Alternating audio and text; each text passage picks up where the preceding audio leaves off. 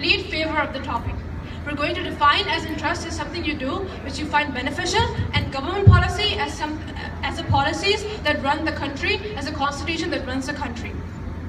We're going to frame our debate in the way that, yes, should the government policy be driven by the many, by the opinions of everybody? Yes. But this is not a utopia.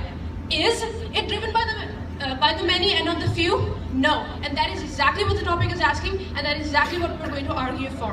We're going to argue for our points politically, socially, and economically. Politically first. The number of people in a Senate. Do you know the number of people in a Senate?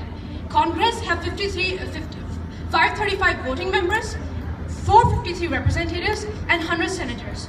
All in all, not more than 1,000 members. Do you honestly think that 1,000 members who drive the policy, who make the constitution, who make the laws, who fight about everything that needs to be done and does not need to be done in the country, are actually driving the country according to the wishes of everybody? I don't think so. The UK government has committed to actually reducing the number of people in the Senate. Do you know why? It's committed to reducing the number of people in the Senate because the less number it is, the more seats are reserved for the elite. And do you actually think that somebody who lives in a 10-acre mansion would actually drive the policies according to somebody who lives in a hut? Do you know the population? The percentage of people who practice agriculture over here is 60%. Do you know the percentage of people who are billionaires or millionaires? It's only 1%. Do you think that the 1% would drive the government policy according to the benefits of the rest of the population?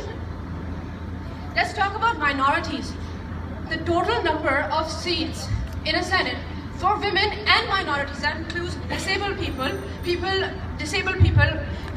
who are mentally ill, and people who are from different religions, the total amount of seats that is required for them is only 70. Out of all of the 1,000 plus seats, it's only 70. And what is the actual population of people who are disabled? 49%. And the actual population of women in a country, women in general in the world, is 50.8%. Do you actually think that the 70 seats, the few seats, would actually drive the government policies?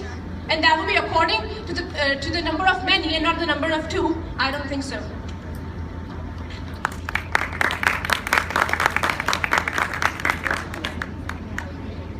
All right. Now we're going to argue this socially. The consensus, the total population consensus, is only taken after every 10 years. For 10 years, we do not even know the correct and total amount of people that are actually in a country or not. Forget about country. We do not even know the actual and total amount of people that live in a city. And when we're talking about government policies, we're going to talk about from how it works on a small scale, as in a city, and on a large scale. And if a population consensus has been taking every 10 years, how on earth are we supposed to know what the majority of people want? We do not even know what the majority of people is. The ages of qualifications, the literacy rate is only 30%.